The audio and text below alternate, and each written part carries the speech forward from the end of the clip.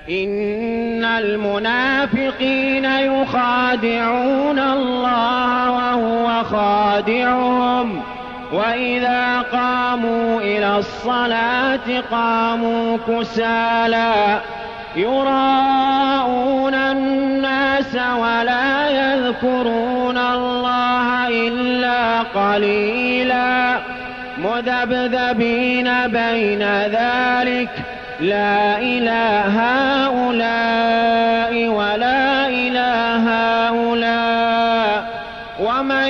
يضلل الله فلن تجد له سبيلا يا أيها الذين آمنوا لا تتخذوا الكافرين أولياء من دون المؤمنين أتريدون أن تجعلوا لله عليكم سلطانا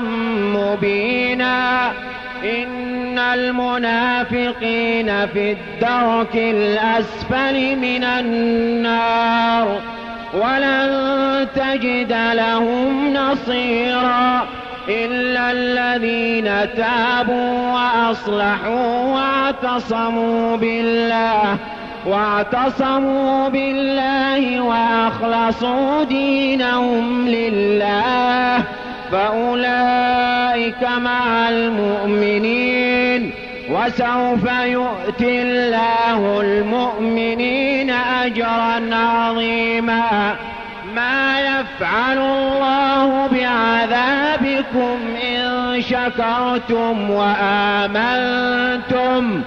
وكان الله شاكرا عليما.